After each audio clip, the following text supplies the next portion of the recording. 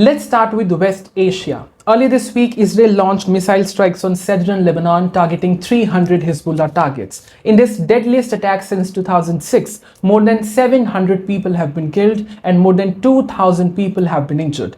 This is a preliminary data, so you can expect the death toll to rise in the days to come. But the bottom line here is that this attack has caused a sense of panic in both Israel and in Lebanon. People are leaving the state of Lebanon, people are moving out of southern Lebanon, schools are being closed, and this is a state of despair. The situation is so grave that even the Israeli authorities are urging Lebanese citizens to evacuate, to leave their places. Just imagine waking up and finding a message from a foreign country that is urging you to evacuate, to leave a place that you call as your home. That is terrifying.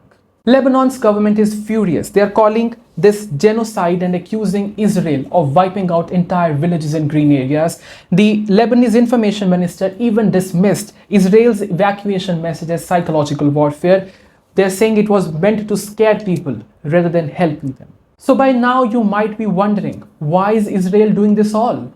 Israeli Prime Minister Netanyahu has made it very clear. They want to change the balance of power in the north, particularly with Hezbollah, a powerful militant group based in Lebanon. Israel is striking Hezbollah's infrastructure hard, destroying communication networks, targeting elite leadership, and aiming to push Hezbollah back from the border. Netanyahu's stance is very firm and clear.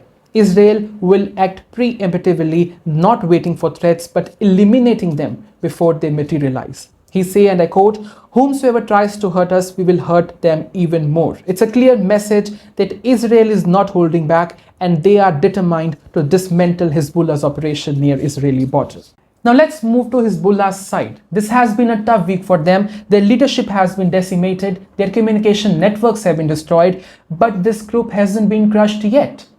In retaliation, Hezbollah launched over 115 rockets into Israel, most of which were intercepted by Israeli defense system, but a few made it through, causing panic and damage in the northern Israeli city of Haifa. Civilians in Israel are understandably terrified. Many people have been rushing to bomb shelters as soon as sirens go off. One Israeli resident described the terrifying moment when a rocket hit near their homes. He said, and I quote, "We heard the sirens, ran to the shelter, and then there was a huge explosion. We thought it had hit our house." So we are seeing rocket fire back and forth. Israel strikes Lebanon, Hezbollah response. This isn't just another flare-up. It looks and feels like two sides are gearing up for something bigger. For weeks they have been trading fire almost daily, but always stopped short of full-scale war. This time, however, it seems like that invisible and invincible line has been crossed. Well, where does the US stand in all of this? While Israel ramps up its military action, the US has been calling for de-escalation. President Biden has expressed his concerns about rising tensions and has insisted that the US is working hard on to preventing a wider war from breaking out. But there is a catch. Despite these calls for peace, the US continues to send massive amounts of weapons to Israel. Since last year, Washington has sent 500 plane loads and 107 ships worth of weapons to Israel. That's around 50,000 tons of arms. Just last month, Biden approved another arm package worth $20 billion US, including fighter jets, missiles, and tank rounds. So while the US talks about diplomacy, it's also ensuring that Israel is well armed. Now you might be wondering why. Why isn't the US doing actually something to stop this war? The answer lies in politics. The answer is always politics, dear viewers. In America, Jewish voters make up a significant portion of the electorate, especially in the key swing states such as Pennsylvania.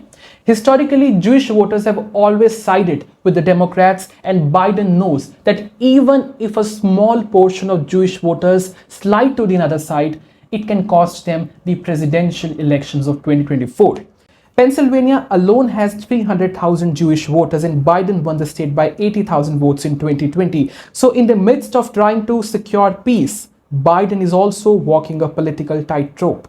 He's unlikely to pressure Israel too hard, knowing it could have domestic political consequences. So let's zoom out and see what's happening in the broader picture.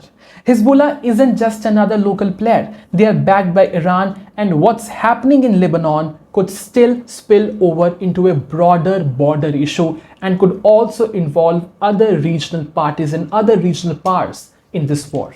At the same time, in Gaza, different stories unfolding. Israel has been engaging in military operations there as well, with Prime Minister Netanyahu aiming to push Palestinians out of northern Gaza in a bid to weaken Hamas, another militant group. All this is happening as diplomatic efforts for a ceasefire are underway, but reports suggest that Israel has no intention of agreeing to a truce anytime soon. So where does this leave us? Well, people in Lebanon are bracing for more violence while the government is trying for some diplomatic solutions because their economy is not in the state to sustain another war. They do not have funds, they do not have money, they do not have weapons to fight with Israel and win this war. So what they're expecting is a diplomatic solution. But United States of America, which is expected to put a full stop on this war to control Israeli Prime Minister Netanyahu, is not going to do something strong because of the elections in the month of November. As we near the anniversary of Gaza war, the world was hoping for a ceasefire or at least a break in the violence. Instead, tensions are rising and the situation is deteriorating. A larger war seems more likely now than any point in recent memory. So this is where we stand, a region at brink of war, international diplomacy struggling to keep up, and civilians in both the areas struggling for their lives. The situation could change any moment, but something that we are not seeing here is a chance of peace.